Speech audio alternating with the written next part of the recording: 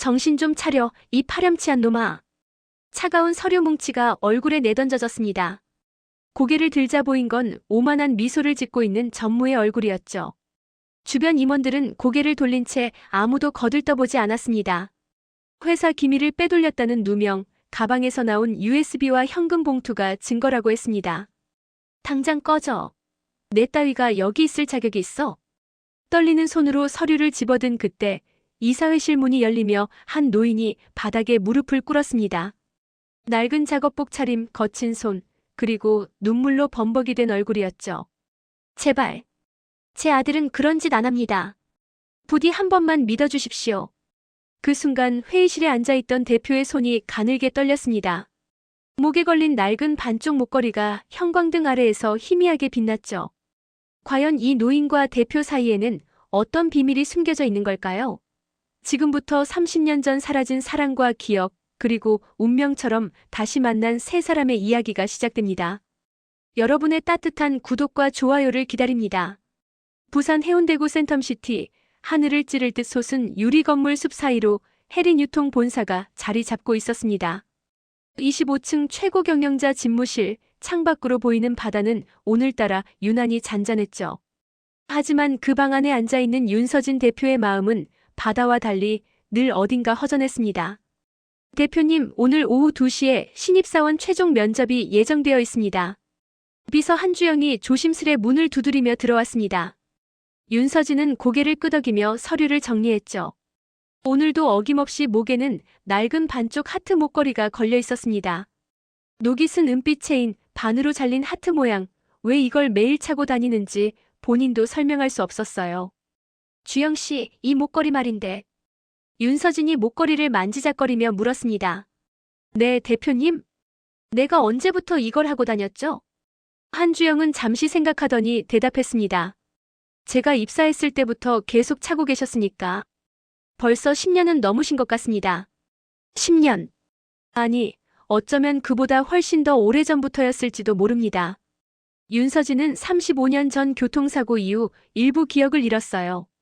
병원에서 깨어났을 때 손에 쥐고 있던 게 바로 이 목걸이였죠. 누가 준 건지 왜 가지고 있었는지 아무것도 기억나지 않았습니다. 알겠어요. 면접 준비하죠. 오후 2시 면접장에는 긴장한 얼굴의 지원자 5명이 앉아 있었습니다. 윤서진은 임원들과 함께 자리에 앉아 지원자들을 하나씩 살폈어요. 그 중에서도 유난히 눈에 띄는 청년이 있었습니다. 낡은 정장 달아해진 구두 하지만 눈빛만큼은 누구보다 또렷했죠. 박도연 씨, 자기소개 부탁드립니다. 윤서진이 서류를 보며 물었습니다. 박도현이라는 이름의 청년은 천천히 일어나 또박또박 말했어요. 안녕하십니까?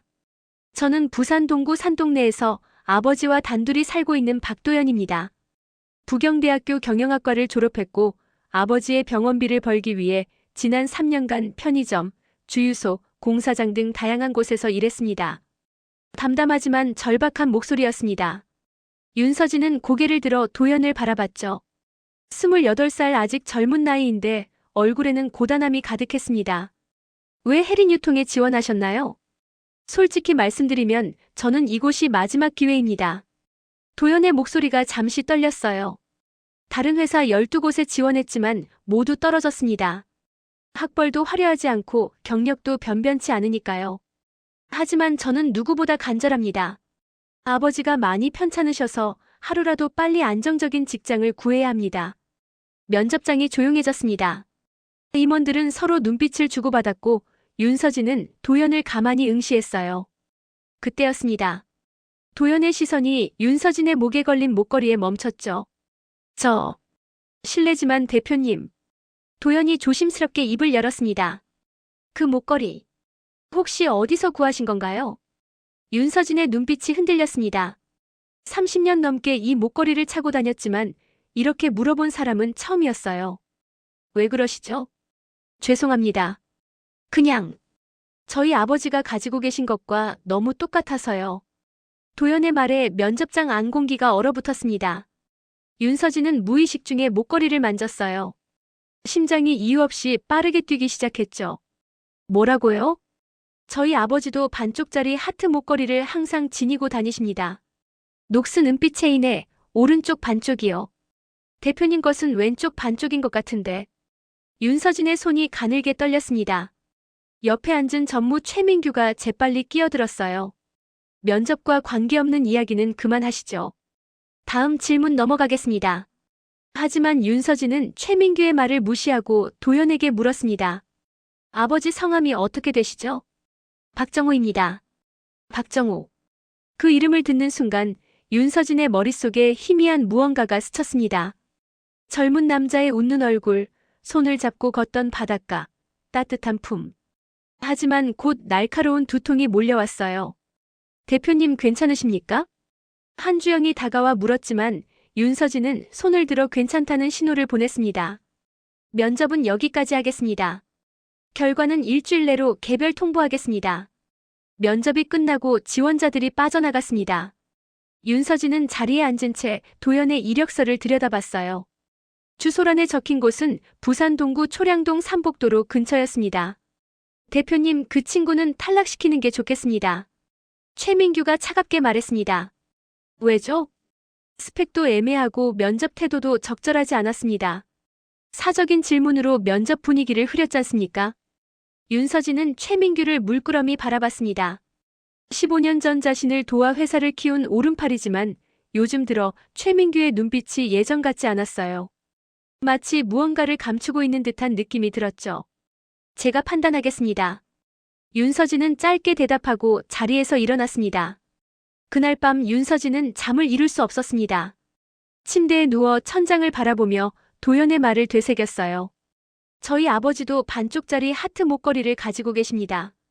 만약 정말로 맞는 반쪽이라면, 만약 그 사람이 자신의 잃어버린 기억과 연결되어 있다면, 다음 날 아침 윤서진은 이른 시간에 회사를 나섰습니다. 운전기사에게 초량동 주소를 알려주고 삼복도로로 향했죠. 차는 좁은 골목길을 힘겹게 올라갔고 결국 더 이상 갈 수 없는 지점에서 멈췄습니다. 여기서 내릴게요. 윤서진은 차에서 내려 가파른 계단을 올랐습니다. 숨이 찼지만 멈출 수 없었어요. 낡은 집들 사이로 빨래가 펄럭이고 좁은 골목에서는 고양이 한 마리가 느릿하게 지나갔죠. 마침내 도연의 집 앞에 도착했습니다. 슬레이트 지붕 페인트가 벗겨진 대문, 녹슨 우편함. 윤서진은 한참을 망설이다 초인종을 눌렀어요. 누구세요? 안에서 나직한 남자 목소리가 들렸습니다. 문이 열리고 60대 초반으로 보이는 남자가 모습을 드러냈어요. 창백한 얼굴, 마른 체구, 하지만 눈빛만큼은 깊고 슬펐습니다. 그 순간 윤서진과 박정호의 눈이 마주쳤습니다. 세상이 멈춘 듯 고요했어요. 박정호의 얼굴이 사색이 되었고 손에 들고 있던 찻잔이 바닥에 떨어져 산산조각 났죠. 당신은? 박정호의 목소리가 떨렸습니다. 윤서진은 본능적으로 목에 걸린 목걸이를 움켜쥐었어요. 박정호도 천천히 손을 주머니에 넣더니 낡은 목걸이 하나를 꺼냈습니다. 반쪽짜리 하트 목걸이. 오른쪽 반쪽. 두 사람은 말없이 서로의 목걸이를 바라봤습니다. 바람이 불어와 윤서진의 머리카락을 흩날렸고 멀리서 갈매기 울음소리가 들려왔죠. 들어오시겠습니까? 박정호가 떨리는 목소리로 물었습니다. 윤서진은 고개를 끄덕였어요. 30년 만에 두 개의 반쪽이 다시 만나는 순간이었습니다. 박정호의 집은 좁았지만 깨끗했습니다. 낡은 소파, 작은 식탁, 벽에 걸린 시계가 째깍째깍 소리를 냈죠. 윤서진은 소파에 앉아 주변을 둘러봤어요. 선반 위에는 도연의 졸업사진이 놓여 있었고 그 옆에는 빛 바랜 액자 하나가 있었습니다. 차 한 잔 드시겠습니까? 박정호가 부엌에서 물었습니다. 윤서진은 고개를 끄덕였어요. 잠시 후 박정호가 따뜻한 보리차 두 잔을 들고 나왔죠. 손이 여전히 떨리고 있었습니다. 저를 아십니까? 윤서진이 먼저 입을 열었습니다. 박정호는 찻잔을 내려놓고 천천히 고개를 들었어요. 압니다. 짧은 대답이었지만 그 안에는 30년의 무게가 담겨 있었습니다. 하지만 저는 당신을 기억하지 못합니다. 35년 전 교통사고로 일부 기억을 잃었거든요. 윤서진의 목소리가 떨렸습니다. 박정호는 슬픈 미소를 지었어요. 알고 있습니다. 그날 제가 당신을 잃었으니까요. 무슨 말씀이신지 설명해 주시겠습니까? 박정호는 잠시 망설이다 천천히 입을 열었습니다. 우리는 1994년에 만났습니다. 당신은 22살, 저는 24살이었죠. 부산 대학교 앞 작은 책방에서 처음 마주쳤어요. 윤서진은 숨을 죽이고 박정호의 이야기를 들었습니다. 당신은 경영학과 학생이었고 저는 가난한 철학과 학생이었습니다. 당신이 찾던 책을 제가 먼저 집어들었고 그게 시작이었어요. 매일 그 책방에서 만났고 함께 바닷가를 걸었고 광안리 방파제에서 밤을 새우며 꿈을 이야기했습니다. 박정호의 눈가가 붉어졌습니다. 1995년 봄 우리는 사랑에 빠졌습니다.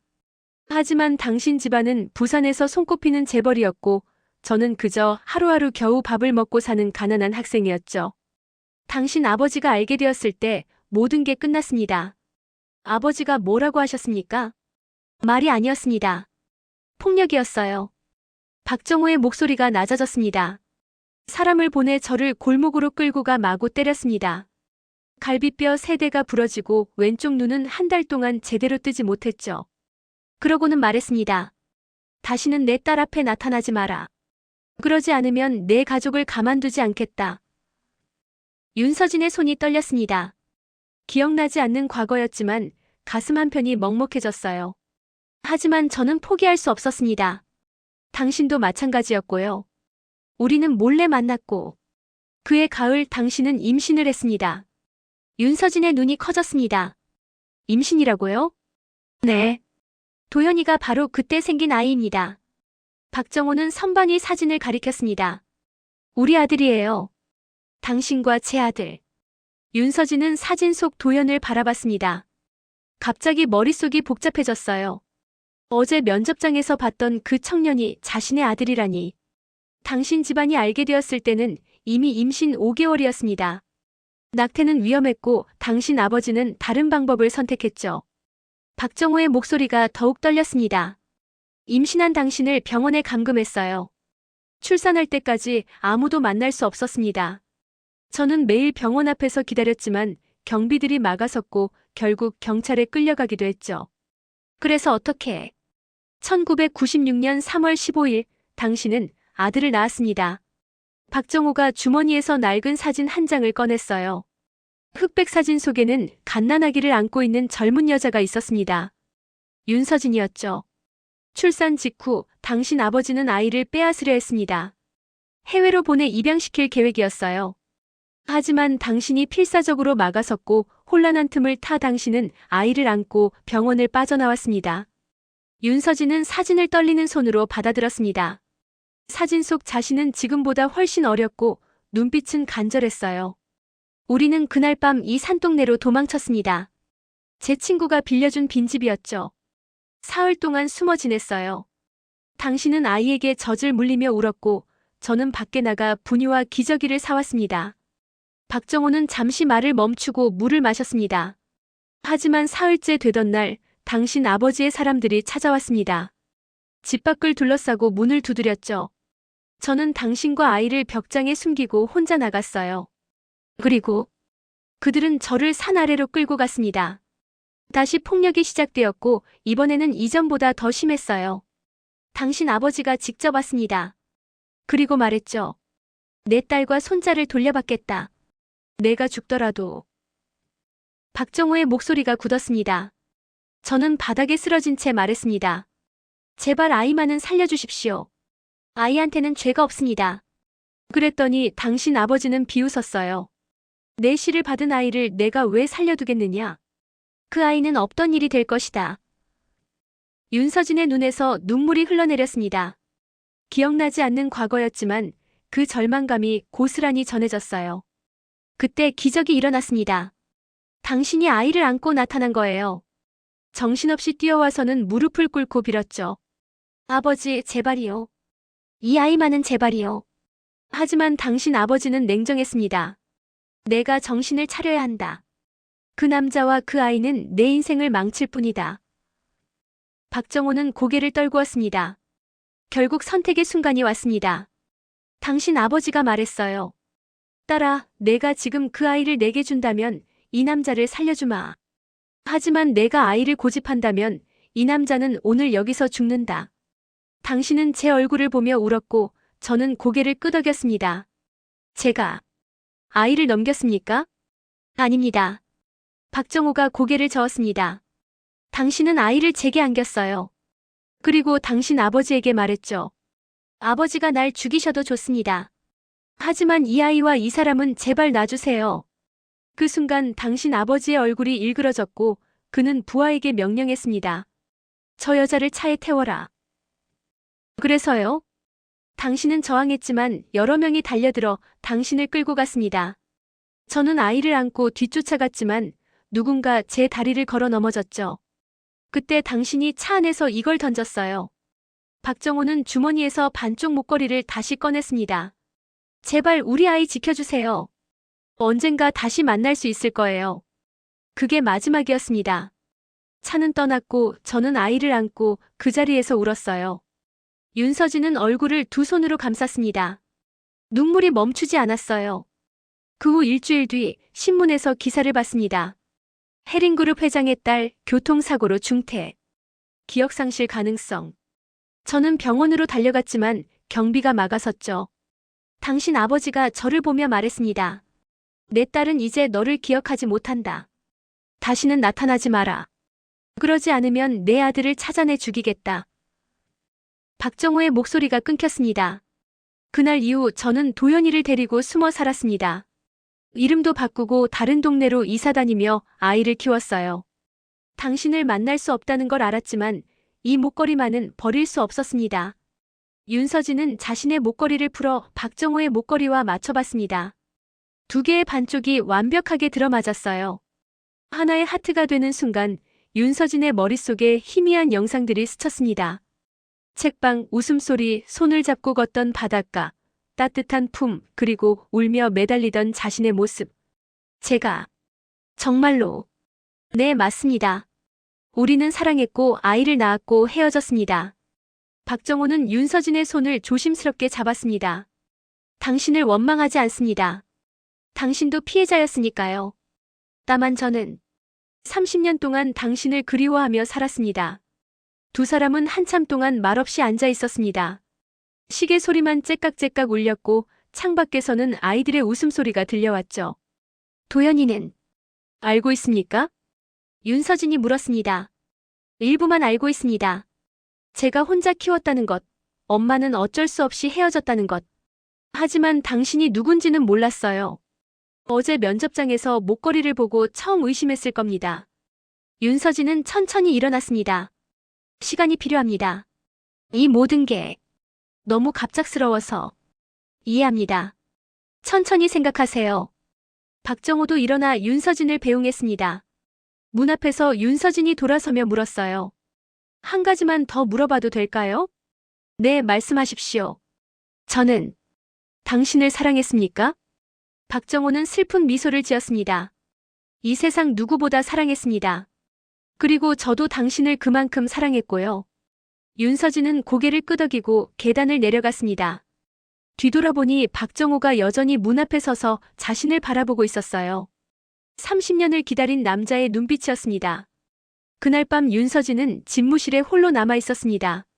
책상 위에는 박정호가 건넨 낡은 사진이 놓여 있었어요. 갓난아기를 안고 있는 젊은 자신의 모습. 믿기지 않았지만 부정할 수도 없었습니다. 대표님, 아직도 계셨습니까? 문이 열리며 전무 최민규가 들어왔습니다.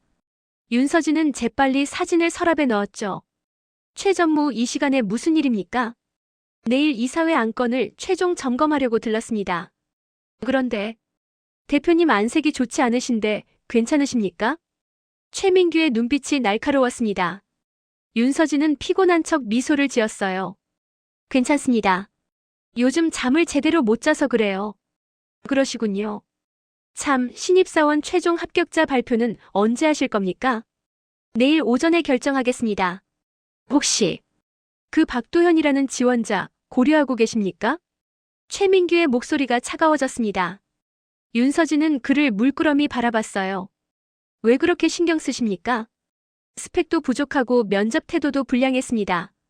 우리 회사에 맞지 않아요. 제 판단에 맡겨주십시오. 윤서진의 단호한 대답에 최민규는 더 이상 말하지 않았습니다. 하지만 나가면서 던진 그의 눈빛은 섬뜩했어요. 다음 날 아침 윤서진은 인사팀에 전화를 걸었습니다. 박도연 씨를 최종 합격자로 선발해주세요. 영업기획팀 배치하고요. 알겠습니다, 대표님. 합격 통보를 받은 도현은 믿을 수 없다는 표정으로 전화를 받았습니다. 집에서 함께 듣고 있던 박정호의 눈가가 붉어졌죠. 아버지, 붙었어요. 제가 정말 붙었어요. 잘했다, 아들아. 정말 잘했어. 박정호는 아들을 끌어안았습니다. 하지만 마음 한구석이 불안했어요. 윤서진이 자신 때문에 도현을 뽑은 건 아닐까? 그렇다면 회사에서 도현이 어떤 시선을 받게 될까? 이틀 후 도현은 해리뉴통 신입사원으로 첫 출근을 했습니다. 영업기획팀은 15명 규모의 부서였고 팀장 김성우는 50대 초반의 베테랑이었어요. 박도현 씨 환영합니다. 우리 팀은 전국 유통망 관리와 신규 거래처 개척을 담당합니다. 열심히 배우십시오. 네, 팀장님. 최선을 다하겠습니다. 하지만 팀원들의 시선은 싸늘했습니다. 점심시간 화장실에서 우연히 들은 대화가 도현의 귀에 들어왔어요. 야, 그 박도현이라는 애 말이야. 스펙도 별로인데 어떻게 붙은 거야? 대표님이 직접 밀어줬다더라. 뭔가 뒷배경이 있는 것 같아. 에이, 설마. 그냥 운 좋았겠지. 도현은 주먹을 꽉 쥐었습니다. 하지만 참아야 했어요. 아버지의 병원비, 집세, 생활비. 이 일자리를 잃을 수 없었습니다. 한 달이 흘렀습니다. 도현은 누구보다 일찍 출근하고 늦게 퇴근했어요. 꾸준 일도 마다하지 않았고 선배들의 심부름도 기꺼이 했습니다. 조금씩 인정받기 시작했죠. 그러던 어느 날 윤서진이 영업기획팀을 방문했습니다. 팀장님, 신규 거래처 개척 현황 보고 부탁드립니다. 네, 대표님. 이번 분기 신규 거래처는 총 12곳이고 회의가 진행되는 동안 윤서진의 시선이 자꾸 도현에게 향했습니다. 도현은 고개를 숙인 채 노트북을 보고 있었어요. 야윈 얼굴, 다크서클, 그리고 손등에 난 상처. 고생하고 있다는 게 한눈에 보였습니다. 회의가 끝난 후 윤서진이 도현을 불렀습니다. 박도현 씨, 잠시 대표실로 오시겠습니까? 네, 대표님. 대표실에 들어서자 윤서진이 의자를 권했습니다. 앉으십시오. 서 있겠습니다. 앉으라고 했습니다. 도현은 조심스럽게 의자 끝에 걸터 앉았어요. 윤서진은 그런 도현을 바라보다 조용히 물었습니다. 회사 생활은 어떻습니까? 열심히 하고 있습니다. 아버지는 건강하십니까? 그 질문에 도현의 눈빛이 흔들렸습니다. 네. 덕분에 잘 지내고 계십니다. 윤서진은 잠시 망설이다 입을 열었어요. 당신 아버지를 다시 만났습니다. 도현의 눈이 커졌습니다. 그분께 이야기를 들었습니다. 당신이 제 아들이라는 것도. 대표님, 아직 기억은 돌아오지 않았습니다. 하지만 부정할 수도 없더군요. 윤서진의 목소리가 떨렸습니다. 30년이라는 시간 동안 당신 아버지는 혼자 당신을 키웠습니다. 저는 그 시간 동안 아무것도 몰랐고요. 미안합니다. 아닙니다, 대표님. 도현이 고개를 저었습니다. 아버지한테 들었습니다. 대표님도 피해자셨다고요. 그러니 미안해하실 필요 없습니다. 그래도 저는 그저 아버지가 행복했으면 좋겠습니다. 도현의 목소리가 굳었습니다. 30년 동안 아버지는 단 한 번도 다른 사람을 만나지 않으셨어요. 늘 혼자였고 늘 외로워 보였습니다. 저 때문에 재혼도 못하시고 저 때문에 가난하게 사셨죠. 윤서진의 가슴이 먹먹해졌습니다. 제가 할 수 있는 게 있을까요? 시간을 주십시오. 아버지도 저도 그리고 대표님도. 우리 모두 시간이 필요합니다. 도현은 일어서며 고개를 숙였습니다. 복귀하겠습니다. 잠깐만요. 윤서진이 서랍에서 봉투 하나를 꺼냈습니다. 이건 받을 수 없습니다. 도현이 손을 저었습니다. 저는 회사원입니다.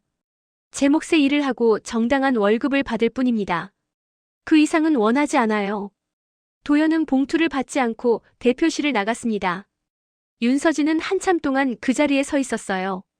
자존심 강한 아들의 뒷모습이 박정호와 닮아 있었습니다. 그날 저녁 윤서진은 다시 산동네를 찾았습니다. 박정호는 놀란 표정으로 문을 열었어요. 어떻게? 저녁 먹었습니까? 윤서진이 들고 온 봉투를 내밀었습니다. 김밥과 떡볶이, 순대가 들어있었죠. 같이 먹으면 안 될까요?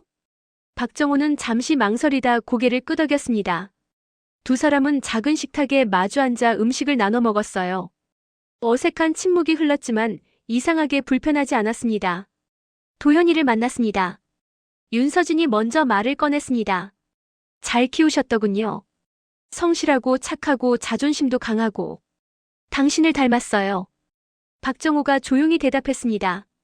제가 기억하는 당신도 그랬으니까. 저는 기억이 없습니다. 하지만 이상하게도 당신 곁에 있으면 편합니다. 윤서진은 김밥을 한 입 베어 물었어요. 마치 오래전부터 알던 사람 같아요. 박정호는 아무 말 없이 윤서진을 바라봤습니다. 세월이 흘러 주름이 생기고 머리카락에 흰머리가 섞였지만 여전히 아름다웠어요. 저도 그렇습니다. 박정호가 나직이 말했습니다. 30년이 흘렀지만 당신은 여전히 제가 사랑한 그 사람입니다. 두 사람은 말없이 밥을 먹었습니다. 창밖으로 석양이 지고 산동네에 불이 하나둘 켜지기 시작했어요. 오래된 시계는 여전히 째깍째깍 소리를 냈고 멀리서 아이들의 웃음소리가 들려왔습니다. 그날 밤 윤서진이 집으로 돌아가려 할 때 박정호가 물었습니다. 또 올 겁니까? 올 것 같습니다. 윤서진이 미소 지으며 대답했습니다. 그럼 기다리겠습니다. 계단을 내려가는 윤서진의 발걸음이 가벼웠습니다. 돌아보니 박정호가 여전히 문 앞에 서서 손을 흔들고 있었어요. 윤서진도 손을 흔들어 답했습니다. 하지만 그들은 몰랐습니다. 어둠 속에서 누군가 이 모든 장면을 지켜보고 있다는 것을. 최민규의 부하가 카메라 셔터를 눌렀고 사진 속에는 함께 웃고 있는 두 사람의 모습이 또렷하게 담겼습니다. 최민규의 사무실, 책상 위에는 윤서진과 박정호가 함께 찍힌 사진들이 놓여 있었습니다. 산동네 집 앞 식탁에 마주 앉은 모습, 그리고 손을 흔들며 작별하는 장면까지. 이게 확실합니까? 최민규가 차갑게 물었습니다. 앞에 선 부하 직원이 고개를 끄덕였어요. 네, 전무님. 대표님이 일주일에 3번씩 그 집을 방문하십니다. 그리고 그 남자의 아들이 바로 신입사원 박도현입니다. 박도현. 최민규의 눈빛이 날카로워졌습니다. 그 녀석을 조사해 보셨습니까? 네. 특별한 건 없습니다. 평범한 대학을 나왔고 아르바이트로 생계를 이어왔습니다. 아버지는 무직이고 만성 폐질환을 앓고 있다고 합니다. 약점이 있다는 뜻이군요. 최민규는 사진을 집어들고 찢어버렸습니다. 이 일을 아무도 모르게 처리하십시오. 특히 이사회 멤버들한테는 절대 알려지면 안 됩니다. 알겠습니다, 전무님.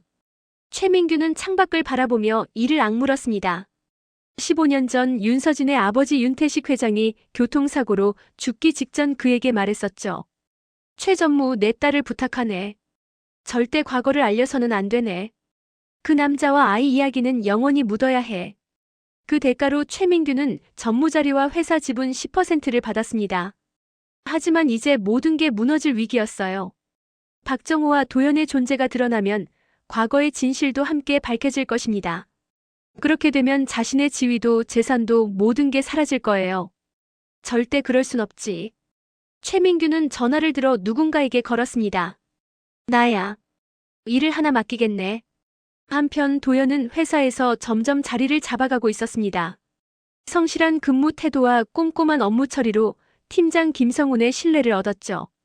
도연 씨, 이번 부산 롯데백화점 입점권 자네가 맡아보게. 정말입니까, 팀장님? 신입한테는 좀 이른 감이 있지만 자네라면 할 수 있을 것 같아.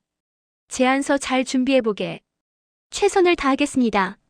도연은 밤늦게까지 남아 제안서를 작성했습니다. 퇴근 시간이 지나고 사무실에는 도연 혼자만 남았어요.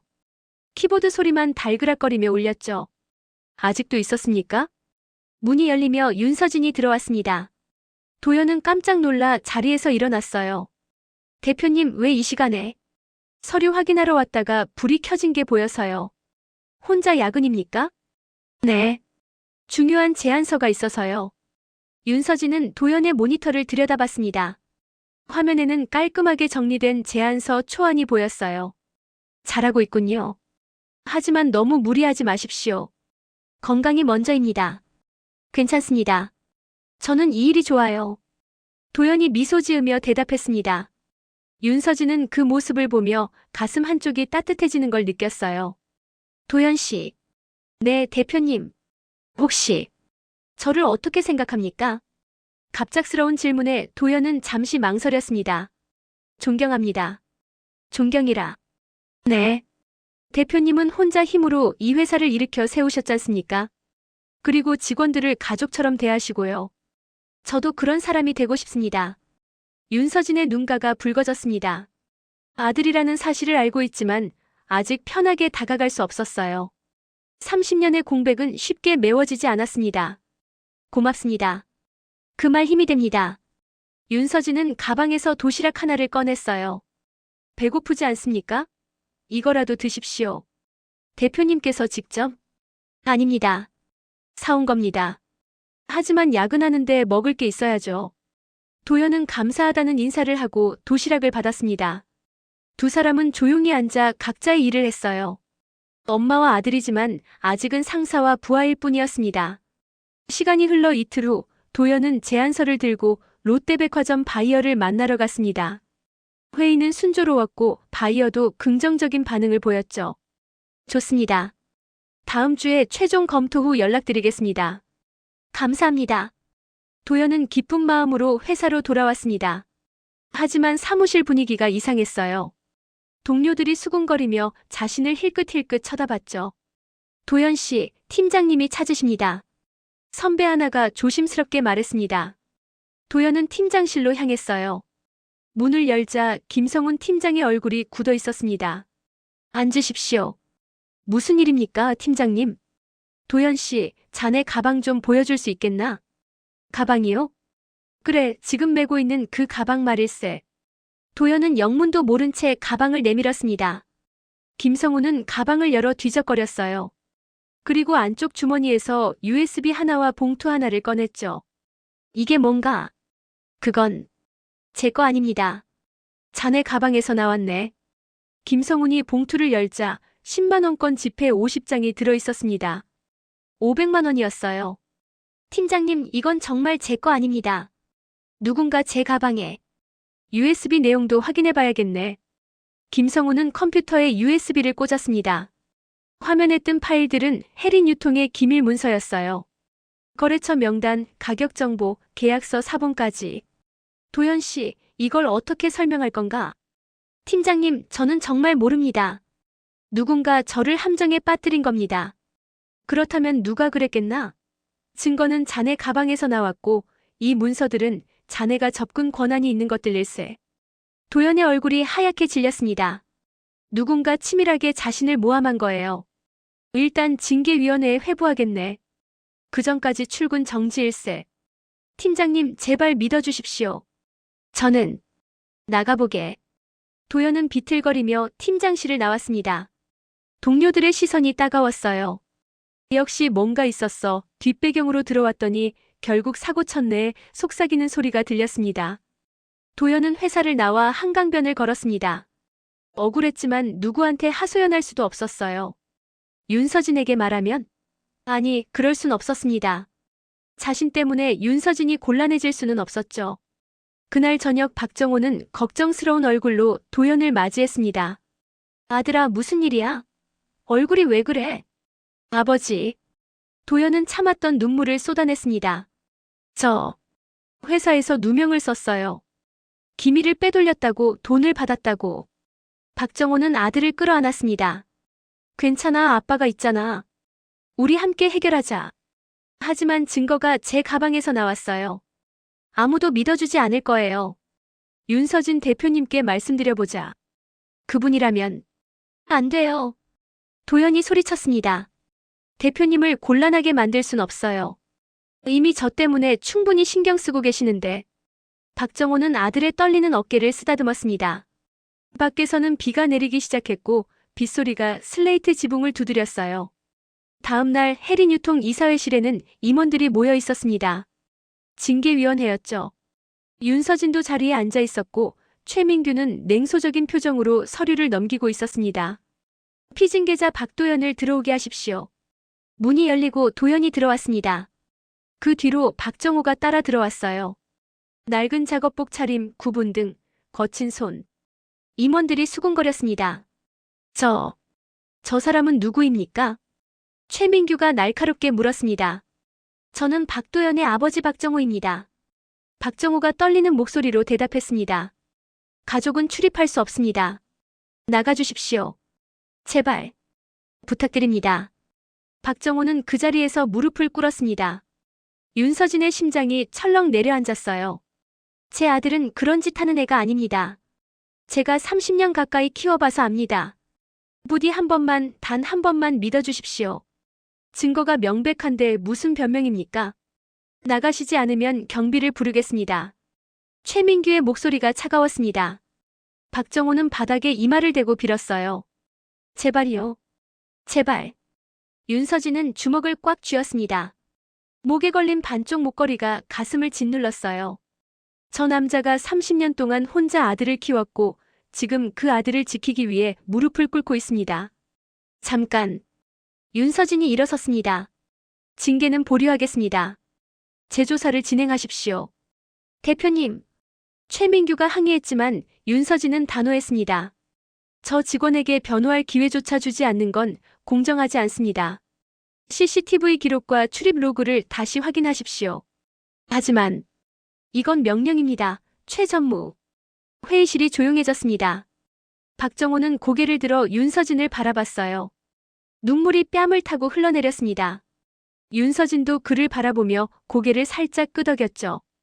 회의가 끝나고 도연과 박정호는 회의실을 나왔습니다. 복도에서 도연이 아버지를 붙들었어요. 아버지, 왜 그러셨어요? 무릎까지 꿇으시고. 아들을 지키는 게 아버지 일이야. 박정호는 아들의 머리를 쓰다듬었습니다. 괜찮아질 거야. 윤 대표님이 도와주실 거야. 하지만 두 사람은 몰랐습니다. 어둠 속에서 최민규가 더 큰 계획을 짜고 있다는 것을. 이제 박도연을 제거하는 것만으로는 부족했어요. 박정호까지, 그리고 필요하다면 윤서진까지도. 재조사가 시작되었지만 결과는 달라지지 않았습니다.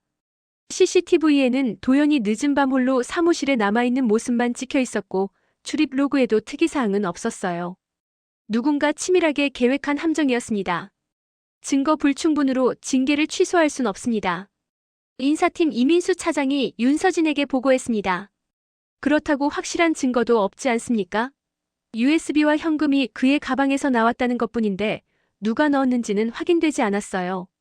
하지만 대표님, 이사회에서는 징계를 강력히 요구하고 있습니다. 특히 최 전무님이. 알겠습니다. 윤서진은 한숨을 쉬었습니다. 최민규의 움직임이 수상했어요. 마치 도연을 내보내기 위해 혈안이 된 것처럼 보였죠. 그날 밤 윤서진은 다시 산동네를 찾았습니다. 박정호의 집 불빛이 희미하게 보였어요. 문을 두드리자 박정호가 나왔습니다. 이 시간에 웬일입니까? 들어가도 될까요? 거실에는 도연이 소파에 앉아 멍하니 창밖을 바라보고 있었습니다. 윤서진을 보자 황급히 일어섰어요. 대표님, 앉으십시오. 윤서진은 도연 옆에 앉았습니다. 박정호가 차를 끓이러 부엌으로 들어갔죠. 힘들지요? 윤서진이 조용히 물었습니다. 괜찮습니다. 거짓말하지 마십시오. 얼굴에 다 쓰여 있어요. 도연의 눈가가 붉어졌습니다. 저는 정말 그런 짓 안 했습니다. 대표님께서는 저를 믿어주십니까? 믿습니다. 윤서진이 단호하게 대답했습니다. 당신이 그런 사람이 아니라는 걸 압니다. 누군가 당신을 함정에 빠뜨린 거예요. 하지만 증거는 만들 수 있습니다. 진실은 반드시 드러날 겁니다. 박정호가 차를 들고 나왔습니다. 세 사람은 조용히 앉아 차를 마셨어요. 말은 없었지만 서로의 존재만으로 위안이 되었습니다. 도연아. 박정호가 입을 열었습니다. 아버지가 윤 대표님께 부탁을 하나 드려야겠구나. 아버지, 그러지 마세요. 이미 충분히 폐를 끼쳤어요. 아니다. 이건 꼭 해야 할 말이야. 박정호는 윤서진을 바라봤습니다. 대표님, 최민규 전무를 조사해 보십시오. 최 전무를요? 네. 제 직감이지만 이 일 뒤에 그 사람이 있을 것 같습니다. 무슨 근거로 그렇게 생각하십니까? 박정호는 잠시 망설이다 입을 열었습니다. 30년 전 당신 아버지가 돌아가시기 직전 병원에서 최민규를 봤습니다. 윤서진의 눈빛이 흔들렸습니다. 당시 저는 당신을 멀리서라도 보고 싶어 병원 근처를 배회하고 있었어요. 그때 최민규가 윤 회장님 병실에서 나오는 걸 봤습니다. 그의 표정이 이상했어요.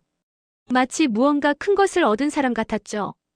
그게 최 전무와 이번 일이 관련 있다는 증거가 됩니까? 증거는 아닙니다. 하지만 의심할 이유는 충분합니다. 윤서진은 잠시 생각에 잠겼습니다.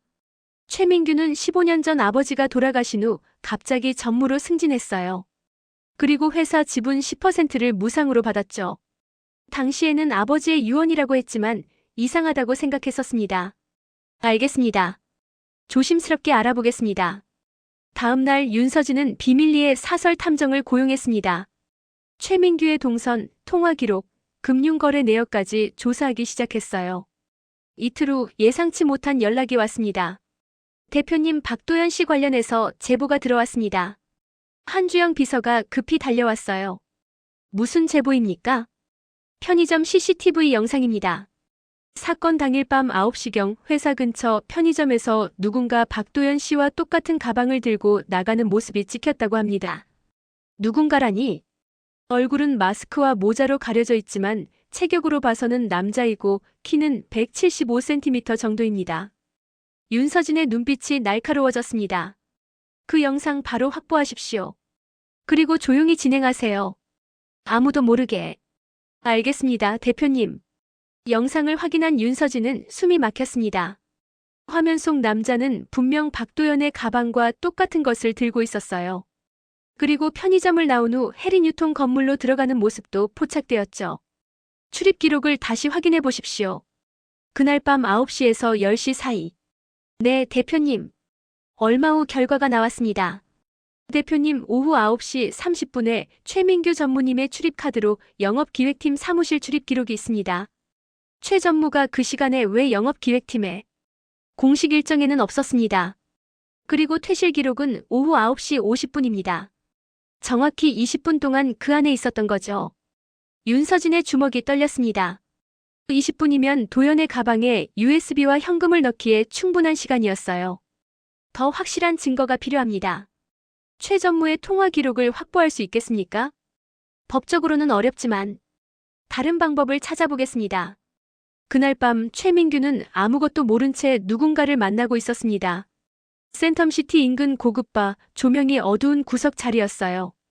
일은 잘 처리했습니까? 최민규가 상대방에게 물었습니다. 네, 전무님. 박도연 녀석은 이제 끝났습니다. 다음 이사회에서 징계가 확정될 겁니다. 좋아요. 그리고 박정호 그 남자 말이요. 네. 그 남자도 처리해야 합니다. 최민규의 눈빛이 차갑게 식었습니다. 윤 대표가 그 남자를 자꾸 만나고 있어요. 과거를 기억하기 시작하면 모든 게 끝납니다. 어떻게 하면 되겠습니까? 사고처럼 보이게 하십시오. 조용히 깨끗하게. 알겠습니다. 하지만 그들은 몰랐습니다. 옆 테이블에 앉아있던 사람이 사설 탐정이었고 작은 녹음기가 모든 대화를 녹음하고 있다는 것을. 다음 날 아침 윤서진은 녹음 파일을 받았습니다. 이어폰을 끼고 파일을 재생하는 순간 온몸에 소름이 돋았어요. 그 남자도 처리해야 합니다. 사고처럼 보이게 하십시오. 최민규의 목소리가 또렷했습니다. 윤서진은 즉시 전화를 들어 박정호에게 걸었어요. 여보세요? 저 윤서진입니다. 지금 당장 집 밖으로 나가지 마십시오. 절대로. 무슨 일입니까? 설명할 시간이 없습니다. 최민규가 당신을 노리고 있어요. 제가 지금 경찰과 함께 갈 테니 그때까지 집 안에 계십시오. 전화를 끊고 윤서진은 한주영에게 지시했습니다. 경찰에 신고하고 이 녹음 파일을 전달하십시오. 그리고 최 전무를 당장 회사에서 내보내세요. 네, 대표님. 하지만 이미 늦었습니다. 같은 시각 박정호는 도연의 약을 사러 집을 나선 참이었어요.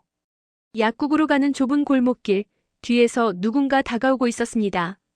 박정호가 뒤를 돌아보려는 순간 무거운 무언가가 뒤통수를 내리쳤어요. 박정호는 그대로 바닥에 쓰러졌고 머리에서 피가 흘러나왔습니다. 일 끝났습니다. 최민규의 부하가 전화를 걸었습니다. 흔적은 남기지 않았겠지? 물론입니다. 그냥 넘어진 것처럼 보일 겁니다. 하지만 그들이 놓친 게 하나 있었습니다. 골목 입구 건물에 설치된 작은 CCTV. 오래되어 관리가 안 되던 카메라였지만 운 좋게도 그날은 작동하고 있었어요. 도연이 아버지를 발견한 건 30분 후였습니다. 약국에서 돌아온 아버지가 보이지 않자 골목을 뒤지다가 쓰러진 아버지를 발견했죠. 아버지, 아버지. 도연의 비명이 산동네에 울려 퍼졌습니다. 구급차가 도착했고 박정호는 응급실로 실려갔어요. 의사는 심각한 표정으로 말했습니다. 뇌출혈입니다. 수술이 필요하지만 상태가 좋지 않습니다. 도연은 주저앉아 울었습니다. 복도 끝에서 윤서진이 뛰어왔어요. 병원에 도착했다는 연락을 받고 급히 달려온 거였죠. 도연 씨. 윤서진은 도연을 끌어안았습니다. 기억은 없지만 몸이 먼저 반응했어요. 아들을 안는 것이 이렇게 자연스러울 수 있다는 게 신기했습니다. 제가 약 사러 가라고 했어요. 도연이 떨리는 목소리로 말했습니다. 제 잘못입니다. 제 잘못이에요. 아닙니다. 당신 잘못이 아니에요. 윤서진은 도연의 등을 쓰다듬었습니다. 이건 최민규가 저지른 일입니다. 제가 반드시 밝혀낼 겁니다. 수술실 빨간 불이 켜졌습니다. 박정호의 수술이 시작되었어요. 윤서진과 도연은 복도 의자에 나란히 앉아 기다렸습니다. 긴 밤이 시작되고 있었습니다. 수술은 5시간이나 걸렸습니다. 새벽 4시 수술실 문이 열리고 의사가 나왔어요. 윤서진과 도연이 동시에 일어났습니다. 수술은 성공했습니다. 하지만 의사의 표정이 어두웠어요. 뇌 손상이 심각합니다. 의식을 회복할지는 아직 알 수 없어요. 중환자실에서 경과를 지켜봐야 합니다. 도연은 그 자리에서 무릎이 꺾였습니다. 윤서진이 황급히 붙들었어요. 괜찮습니다. 깨어나실 겁니다. 반드시. 하지만 윤서진의 목소리도 떨리고 있었습니다. 박정호를 중환자실로 옮기는 동안 윤서진은 창밖을 바라봤어요. 동이 트고 있었지만 마음은 여전히 어두웠습니다. 대표님. 한주영이 달려왔습니다. 경찰이 왔습니다. 골목 CCTV를 확보했다고 합니다. 가봐야겠습니다. 도연 씨, 여기 있으십시오. 제가 다녀올게요. 윤서진은 병원 1층 회의실로 내려갔습니다. 형사 2명이 노트북을 펼쳐놓고 기다리고 있었어요. 윤서진 대표님이십니까? 네, 맞습니다. 피해자 박정호 씨와 어떤 관계이십니까?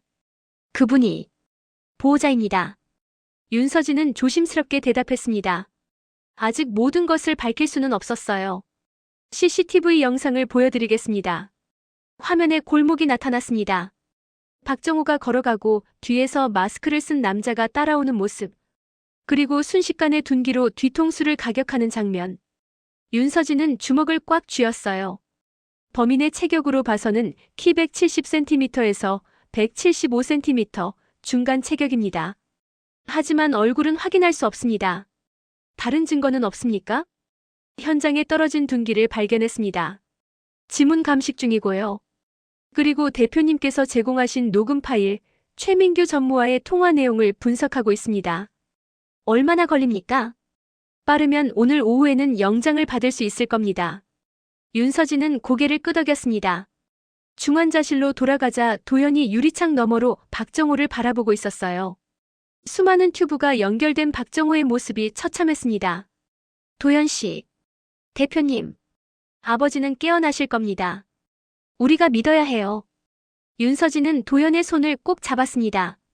차가운 손이었어요. 제가 좀 쉬어야 할 것 같습니다. 도연이 힘없이 말했습니다. 잠시 밖에 나가 바람 좀 쐬고 올게요. 그러십시오.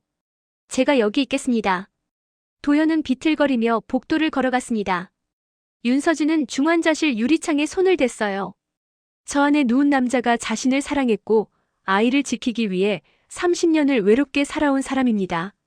미안해요. 윤서진의 눈에서 눈물이 흘러내렸습니다. 기억하지 못해서 미안해요. 당신 혼자 아이를 키우게 해서 미안하고 이렇게 만들어서 미안합니다. 그날 오후 경찰은 최민규의 사무실과 집을 압수수색했습니다. 최민규는 태연하게 조사를 받았어요. 전무님, 어제 오후 3시부터 5시까지 어디 계셨습니까? 회사에 있었습니다. 확인해 보시면 됩니다. 출입 기록을 확인했는데 오후 4시에 외출 기록이 있습니다. 아, 그때요? 거래처 미팅이 있었습니다. 어느 거래처입니까? 해운대에 있는 부산식품이었습니다. 담당자 연락처를 드릴까요? 최민규는 여유로웠습니다. 완벽한 알리바이를 준비해뒀으니까요. 하지만 경찰은 다른 카드를 꺼냈습니다. 이 통화 기록 설명해 주시겠습니까? 어제 오후 4시 40분 전화번호 10-5782-XXXX로 전화하셨습니다. 그게 누구였죠? 기억이 잘. 그 번호의 주인은 현재 도주 중입니다. 하지만 그의 차량이 사건 현장 근처에서 발견되었고요. 최민규의 얼굴이 굳었습니다. 그리고 현장에서 발견된 둔기에서 지문이 나왔습니다. 바로 그 사람의 지문입니다. 저는 그 사람을 모릅니다. 그렇다면 왜 전화를 하셨습니까? 그것도 사건 발생 10분 후에. 최민규는 말문이 막혔습니다. 최민규 씨 살인교사 혐의로 긴급 체포하겠습니다. 묵비권을 행사할 수 있으며. 잠깐. 최민규가 소리쳤습니다. 제가 얘기하겠습니다. 경찰서 조사실, 최민규는 고개를 떨구고 앉아 있었습니다. 왜 박정호 씨를 해치려 했습니까? 그 남자가 모든 걸 망치려고 했습니다. 무슨 뜻입니까? 15년 전 윤태식 회장님이 돌아가시기 직전 저를 불렀습니다. 최민규가 떨리는 목소리로 말하기 시작했어요. 회장님은 말했습니다. 내 딸 서진이는 과거를 기억하지 못한다. 박정호라는 남자와 그 아이에 대해서도. 그게 차라리 다행이다. 자네가 내 딸을 지켜주게. 절대 그 남자와 아이를 만나게 해서는 안 된다. 만약 기억을 되찾으면 내 딸은 무너질 것이다. 그래서요? 저는 약속했습니다. 그 대가로 전무자리와 회사 지분을 받았죠. 15년 동안 잘 지켰습니다. 박정호를 감시하고 윤 대표님이 그쪽으로 가지 못하게 막았어요. 하지만 박도연이 나타났군요. 네. 그 청년이 면접을 보러 왔을 때 목걸이를 보고 알았습니다. 박정호의 아들이라는 걸. 그래서 떨어뜨리려 했지만 윤 대표님이 직접 뽑았어요. 최민규의 목소리가 점점 떨렸습니다. 그 후 윤 대표님이 박정호를 만나러 다니기 시작했습니다. 과거를 알아가고 있었어요. 그대로 두면 모든 게 드러날 거였습니다. 그래서 박도연을 모함하고 박정호를 해치려 한 겁니까? 저도 선택의 여지가 없었습니다. 최민규는 얼굴을 두 손으로 감쌌습니다. 윤 회장님과의 약속, 제 지위, 제 재산. 모든 게 걸려 있었어요. 그날 저녁 윤서진은 경찰서에서 조서를 받았습니다. 최민규의 자백 내용을 전해 듣고 온몸이 떨렸어요. 아버지가 그런 지시를 했다는 겁니까? 네, 진술 내용이 그렇습니다. 윤서진은 주저앉았습니다. 30년 전 교통사고도 기억상실도 모두 아버지가 계획한 일이었던 걸까요? 병원으로 돌아온 윤서진은 중환자실 앞에서 도연을 발견했습니다. 도연은 바닥에 주저앉아 울고 있었어요. 도연 씨, 대표님, 아버지가 안 깨어나시면 어떡해요? 윤서진은 도연을 끌어안았습니다. 깨어나실 겁니다. 우리가 함께 있으니까. 저는 평생 아버지한테 빚진 사람으로 살았어요. 아버지는 저 때문에 행복하지 못하셨어요. 엄마도 없이 가난하게 외롭게. 다 저 때문이에요. 아닙니다. 윤서진이 단호하게 말했습니다. 당신 아버지는 당신을 사랑해서 그렇게 사신 겁니다. 사랑은 빚이 아니에요. 도연은 윤서진의 품에 얼굴을 묻고 울었습니다. 윤서진도 눈물을 흘렸어요. 기억나지 않는 과거였지만 가슴은 알고 있었습니다. 저 남자가 자신의 아들이고 중환자실에 누운 사람이 자신이 사랑했던 남자라는 것을. 밤이 깊어갔습니다. 복도에는 윤서진과 도연만 남아 있었어요. 두 사람은 나란히 앉아 중환자실을 바라봤습니다. 대표님. 네. 아버지가 깨어나시면 우리 셋이 함께 살 수 있을까요? 윤서진은 도연의 손을 꼭 잡았습니다. 그럴 수 있습니다. 우리는 가족이니까. 가족. 도연이 그 단어를 되뇌었습니다. 30년 만에 처음 듣는 완전한 가족이라는 단어였어요. 중환자실 안에서 박정호의 손가락이 미세하게 떨렸습니다. 모니터의 심박수가 조금 빨라졌고 뇌파에 작은 변화가 나타났어요. 깨어날 준비를 하고 있었습니다. 사흘이 지났지만 박정호는 여전히 깨어나지 않았습니다. 의사는 상태가 안정적이라고 했지만 언제 의식을 회복할지는 알 수 없었어요. 도연은 회사를 쉬고 병원에 상주했고 윤서진도 하루에 두세 번씩 병원을 찾았습니다. 도연 씨, 뭐라도 드셔야죠. 윤서진이 죽 한 그릇을 내밀었습니다. 도연은 고개를 저었어요. 입맛이 없어요. 그래도 드셔야 합니다. 쓰러지면 누가 아버지를 돌봅니까? 윤서진의 단호한 말에 도연은 마지못해 숟가락을 들었습니다. 며칠 사이 눈에 띄게 야윈 얼굴이었어요. 그날 오후 담당 의사가 윤서진을 따로 불렀습니다. 보호자분, 잠시 상담실로 오시겠습니까? 상담실에서 의사는 MRI 사진을 보여주었어요. 환자분의 뇌 손상 부위가 기억을 담당하는 해마 근처입니다. 그게 무슨 뜻입니까? 깨어나시더라도 기억장애가 있을 수 있습니다. 최근 기억을 잃을 수도 있고 경우에 따라서는 오래된 기억까지도. 윤서진의 얼굴이 창백해졌습니다. 그럼 저를, 도연이를 기억하지 못할 수도 있다는 말씀입니까? 가능성은 있습니다. 하지만 확실한 건 깨어나 봐야 알 수 있어요. 윤서진은 복도로 나와 창밖을 바라봤습니다. 자신도 30년간 기억을 잃고 살았는데 이제 박정호마저 기억을 잃는다면 30년의 기다림이 무의미해지는 걸까요? 대표님. 한주영이 조심스럽게 다가왔습니다. 회사에서 긴급 이사회 소집 요청이 들어왔습니다. 무슨 일입니까? 최민규 전 전무의 구속과 관련해서 회사 이미지 타격을 최소화하기 위한 대책 회의라고 합니다. 알겠습니다. 내일 오전에 참석하겠습니다. 윤서진은 중환자실로 돌아갔습니다. 도연이 유리창에 손을 대고 아버지를 바라보고 있었어요. 도연 씨, 오늘은 제가 여기 있을 테니 집에 가서 쉬십시오. 괜찮습니다. 저는 여기 있고 싶어요. 그럼 제가 잠시 들어가 봐도 될까요? 도연은 놀란 표정으로 윤서진을 바라봤습니다. 대표님이요? 네. 잠깐만요. 윤서진은 간호사에게 허락을 받고 중환자실에 들어갔습니다. 소독약 냄새가 코를 찔렀어요. 박정호의 침대 옆에 앉아 그의 손을 잡았습니다. 차갑고 거친 손이었죠. 정호 씨. 윤서진이 조용히 말했습니다. 저예요, 서진이. 기억 못하시겠지만 눈물이 흘러내렸습니다. 의사 선생님이 그러더군요. 깨어나셔도 기억을 잃을 수 있대요. 저처럼. 그럼 우리 둘 다 기억이 없는 사람이 되는 거죠. 우습죠? 윤서진은 박정호의 손을 두 손으로 감쌌습니다. 하지만 괜찮아요. 기억이 없어도 다시 시작할 수 있으니까. 30년 전처럼 처음부터 다시 사랑하면 되니까. 그때 박정호의 손가락이 움직였습니다. 미세한 떨림이었지만 분명했어요. 정호 씨. 윤서진이 몸을 일으켰습니다. 박정호의 눈꺼풀이 떨리기 시작했어요. 의사 선생님, 간호사님. 윤서진이 소리쳤습니다. 의료진이 급히 달려왔고 도연도 뛰어들어왔어요. 박정호의 눈이 천천히 떠졌습니다. 희미한 시야에 흰 천장이 보였고 형광등 불빛이 눈부셨어요. 그리고 자신을 내려다보는 여자의 얼굴이 보였습니다. 서진아. 박정호가 힘없이 말했습니다. 윤서진의 눈에서 눈물이 쏟아졌어요. 네, 저예요. 정호 씨 깨어나셨군요. 여기가 어디지? 병원이에요. 사고를 당하셨어요. 박정호는 천천히 주변을 둘러봤습니다. 그리고 옆에 서 있는 도연을 발견했어요. 도연아. 아버지. 도연이 달려들어 아버지의 손을 잡았습니다. 박정호는 아들의 얼굴을 쓰다듬었어요. 울지 마. 아빠는 괜찮아. 의사가 간단한 검진을 했습니다. 기억은 어떠십니까? 본인 이름 말씀해 주실 수 있겠습니까? 박정호입니다. 오늘이 며칠인지 아십니까?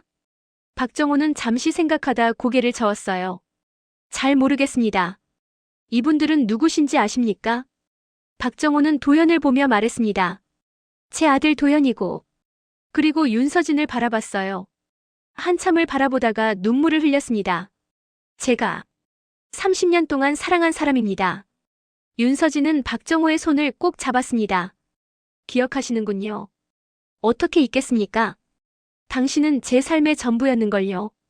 의사는 만족스러운 표정으로 고개를 끄덕였어요. 다행히 장기 기억은 온전합니다. 며칠 푹 쉬시면 완전히 회복하실 겁니다. 박정호는 일주일 후 일반 병실로 옮겼습니다. 회복 속도가 빨랐어요. 윤서진은 매일 병원을 찾아 박정호와 시간을 보냈습니다. 두 사람은 천천히 과거를 나눴어요. 책방에서 처음 봤을 때 말이요. 박정호가 침대에 기대앉아 말했습니다. 당신은 헤르만 헤세의 데미안을 찾고 있었죠. 그런데 제가 마지막 한 권을 집어들었고, 그래서 제가 화를 냈나 봐요? 아니요, 웃었어요. 그리고 말했죠. 그럼 같이 읽으면 안 될까요? 윤서진은 미소 지었습니다. 기억나지 않지만 그 장면이 눈앞에 그려지는 것 같았어요. 우리 다시 그 책을 읽어볼까요? 처음부터. 좋습니다. 박정호는 윤서진의 손을 잡았습니다. 이번에는 끝까지 함께 읽읍시다. 한편 회사에서는 큰 변화가 일어나고 있었습니다. 최민규의 구속으로 전무자리가 공석이 되었고 이사회는 윤서진에게 더 큰 권한을 부여했어요. 그리고 박도연의 누명도 완전히 벗겨졌습니다. 도연 씨, 복직 발령입니다. 김성훈 팀장이 서류를 내밀었습니다. 그리고 이건 회사의 공식 사과문입니다. 부당한 대우를 받은 것에 대해 깊이 사과드립니다. 감사합니다, 팀장님. 아니야. 자네가 억울했을 텐데. 미안하네. 도연은 다시 영업기획팀으로 돌아왔습니다. 동료들은 미안하다며 다가왔고 도연은 웃으며 받아들였어요. 어느 날 저녁 윤서진은 박정호와 도연을 자신의 집으로 초대했습니다. 해운대가 내려다 보이는 펜트하우스, 넓은 거실에 세 사람이 앉았어요. 이 집, 너무 크군요. 박정호가 주변을 둘러보며 말했습니다. 혼자 살기엔 너무 크죠. 윤서진이 대답했습니다. 그래서 제안이 있습니다. 제안이요? 여기서 함께 살면 어떨까요? 우리 셋이. 도현과 박정호는 놀란 표정으로 윤서진을 바라봤어요. 대표님, 그게 무슨... 저는 아직 과거를 기억하지 못합니다. 윤서진이 솔직하게 말했습니다. 하지만 새로 시작할 수는 있어요. 우리 가족으로서 30년의 공백을 채워가면서. 박정호의 눈에 눈물이 맺혔습니다. 정말 괜찮겠습니까? 괜찮습니다. 아니, 그렇게 하고 싶습니다. 윤서진은 두 사람의 손을 잡았어요. 이제 우리 함께 살아요. 진짜 가족처럼. 도연이 울먹이며 물었습니다. 그럼 저도 엄마라고 불러도 될까요? 윤서진은 도연을 끌어안았습니다. 당연하죠. 당신은 제 아들이니까. 세 사람은 포옹했습니다. 창밖으로 해운대 바다가 보였고 석양이 수평선을 물들이고 있었어요. 30년 만에 끊어졌던 가족이 다시 이어지는 순간이었습니다. 하지만 완전한 행복을 위해서는 한 가지가 더 필요했습니다. 윤서진의 잃어버린 기억. 그것이 돌아오는 날 비로소 모든 것이 제자리를 찾을 것입니다. 박정호와 도연이 윤서진의 집으로 이사한 지 한 달이 흘렀습니다. 처음엔 어색했지만 점차 가족의 모습을 갖춰가고 있었어요. 아침마다 함께 식사하고 저녁에는 거실에 모여 앉아 이야기를 나눴습니다. 아버지, 오늘 회사에서 계약 성사시켰어요. 도연이 신이 나서 말했습니다. 박정호는 아들의 머리를 쓰다듬었어요. 잘했다, 아들아. 윤서진은 그 모습을 보며 미소 지었습니다. 기억은 돌아오지 않았지만 이 순간만으로도 충분히 행복했어요. 축하해요, 도연 씨. 아니, 도연아. 윤서진이 자연스럽게 말했습니다. 처음으로 이름만 부른 순간이었죠. 도연의 눈이 반짝였어요. 엄마. 네. 아니에요. 그냥. 좋아서요. 그날 밤 윤서진은 혼자 발코니에 나와 바다를 바라봤습니다. 박정호가 담요를 들고 나왔어요. 추울 텐데요. 감사합니다. 박정호는 윤서진 옆에 섰습니다. 두 사람은 말없이 야경을 바라봤어요. 서진 씨. 네. 행복합니까? 박정호가 조심스럽게 물었습니다. 윤서진은 고개를 끄덕였어요. 네, 행복합니다. 당신은요? 저도요. 30년을 기다린 보람이 있습니다. 바람이 불어왔습니다. 윤서진의 머리카락이 날렸고 박정호는 그것을 살짝 쓸어 넘겨줬어요. 자연스러운 손길이었습니다. 언젠가 기억이 돌아올까요? 윤서진이 물었습니다. 돌아오든 안 돌아오든 저는 당신 곁에 있을 겁니다. 박정호가 대답했습니다. 기억보다 중요한 건 지금 이 순간이니까요. 다음 날은 주말이었습니다. 세 사람은 함께 광안리 해변으로 나들이를 갔어요. 30년 전 윤서진과 박정호가 처음 데이트했던 장소였죠. 여기가 그곳인가요? 윤서진이 물었습니다. 네, 저기 방파제에서 우리는 밤새 이야기했어요. 박정호가 방파제를 가리켰습니다. 가볼까요? 세 사람은 방파제를 걸었습니다. 파도가 철썩거리고 갈매기들이 울어댔어요. 도연은 앞서 걸으며 사진을 찍었습니다. 저기 앉았었죠. 박정호가 한 지점을 가리켰습니다. 당신이 울었어요. 아버지와 싸운 후였죠. 저는 당신을 안아주며 말했어요. 괜찮아, 내가 있잖아. 윤서진은 그 자리에 앉았습니다. 박정호도 옆에 앉았어요. 바다를 바라보며 침묵이 흘렀습니다. 그때였습니다. 갑자기 윤서진의 머릿속에 무언가가 스쳤어요.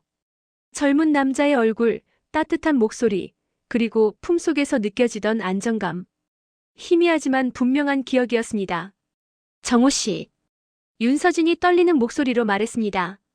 당신이 그때 저한테 말했죠. 내가 있잖아라고. 박정호의 눈이 커졌습니다. 기억 하십니까? 조금. 아주 조금요. 하지만 분명히 기억나요. 당신 목소리가, 당신 온기가. 윤서진의 눈에서 눈물이 흘러내렸습니다. 더 기억하고 싶어요. 우리의 모든 순간을. 박정호는 윤서진을 끌어안았습니다. 도연이 멀리서 그 모습을 보며 미소 지었어요. 그날 이후 윤서진의 기억은 조금씩 돌아오기 시작했습니다. 단편적이고 불완전했지만 분명 과거가 돌아오고 있었어요. 한 달 후 해리뉴통에서는 특별한 행사가 열렸습니다.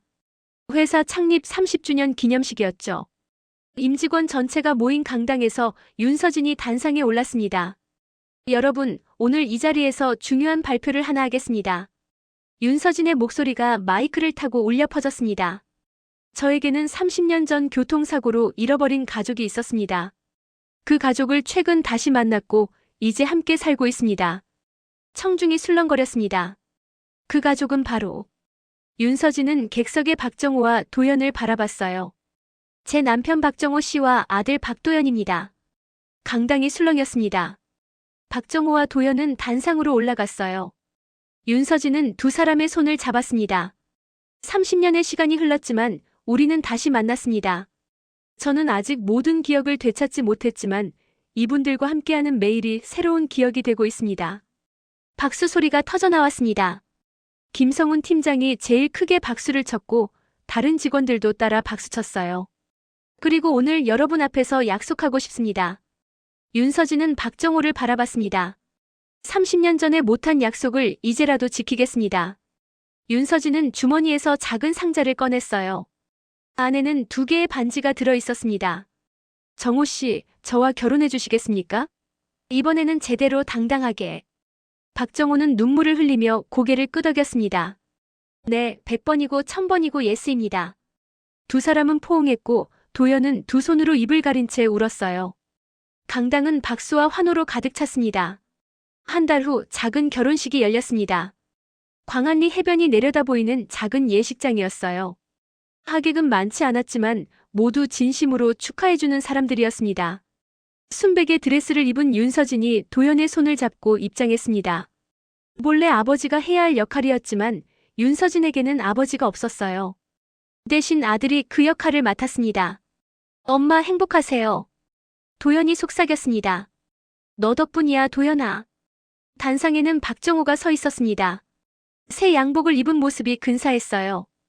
윤서진이 단상에 오르자 박정호는 그녀의 손을 잡았습니다. 30년을 기다렸습니다. 주례가 말했습니다. 이 두 분은 30년 전 사랑했지만 헤어져야 했고 긴 시간 끝에 다시 만났습니다. 오늘 이 자리에서 두 분은 다시 하나가 됩니다. 신랑 박정호 씨, 신부 윤서진 씨를 평생 사랑하고 아끼겠습니까? 네, 그러겠습니다. 신부 윤서진 씨, 신랑 박정호 씨를 평생 사랑하고 아끼겠습니까? 네, 그러겠습니다. 그럼 이제 반지를 교환하시기 바랍니다. 두 사람은 서로에게 반지를 끼워줬습니다. 그리고 목에서 반쪽 목걸이를 풀었어요. 30년간 각자 간직해온 반쪽 목걸이를 하나로 맞췄습니다. 이제 입맞춤 하셔도 좋습니다. 박정호는 윤서진을 부드럽게 끌어안고 입을 맞췄습니다. 그 순간 윤서진의 머릿속에 과거가 밀물처럼 밀려왔어요.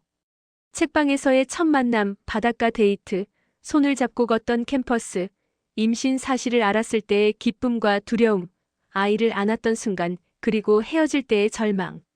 모든 기억이 돌아왔습니다. 정호야. 윤서진이 박정호의 이름을 불렀습니다. 30년 만에 처음 제대로 부르는 이름이었어요. 기억났어. 다 기억났어요. 서진아. 두 사람은 다시 껴안았습니다. 하객들이 박수를 쳤고 도연은 무대 아래에서 눈물을 흘렸어요. 결혼식이 끝난 후 세 사람은 광안리 방파제를 다시 찾았습니다. 석양이 지고 있었어요. 엄마, 아버지. 도연이 두 사람을 불렀습니다. 고맙습니다. 저를 낳아주시고 키워주시고 포기하지 않으셔서. 우리가 고마워해야지. 박정호가 아들의 어깨를 안았습니다. 너 때문에 우리가 다시 만날 수 있었잖아. 윤서진은 두 남자를 바라봤습니다. 남편과 아들. 30년 만에 되찾은 가족이었어요. 우리 이제 행복하게 살아요. 잃어버린 30년을 되찾을 순 없지만 앞으로의 30년은 함께할 수 있으니까. 네, 엄마. 그렇게 합시다, 여보. 세 사람은 포옹했습니다. 바다는 여전히 파도를 일으키고 갈매기는 노을 속을 날았어요. 30년의 기다림 끝에 반쪽이었던 삶은 마침내 온전해졌습니다. 저녁이 되자 광안대교에 불이 켜졌습니다. 무지개 같은 조명이 다리를 물들였고 바다는 그 빛을 반짝이며 받아들였어요. 저거 예쁘다, 그치? 윤서진이 말했습니다. 우리도 저 다리 같아요. 끊어졌던 두 끝이 다시 이어져서 하나가 된 거. 박정호는 아내의 손을 꼭 잡았습니다. 맞아요. 그리고 이제 우리는 다시는 끊어지지 않을 겁니다. 도연은 부모님의 모습을 사진에 담았습니다. 파일 이름은 우리 가족이었어요. 집으로 돌아가는 차 안에서 윤서진은 창밖을 바라봤습니다. 지나온 길들이 보였어요. 산동네의 가파른 계단, 회사 건물, 병원, 그리고 광안리 해변. 모두 이 가족이 함께 만든 추억의 장소들이었습니다. 집에 도착하자 박정호가 현관문을 열었습니다. 자, 들어가시죠. 우리 집에. 우리 집. 윤서진이 그 말을 되뇌었습니다. 좋은 말이네요. 우리 집. 세 사람은 집 안으로 들어갔습니다. 현관에는 세 켤레의 신발이 가지런히 놓여 있었고 거실에는 가족 사진들이 걸려 있었어요. 어제 찍은 사진도 오늘 찍은 사진도 모두 그곳에 있었습니다. 배고프지 않아요? 박정호가 물었습니다. 제가 저녁 만들게요. 아버지, 제가 도와드릴게요. 좋지, 아들. 윤서진은 소파에 앉아 두 남자가 부엌에서 요리하는 모습을 바라봤습니다.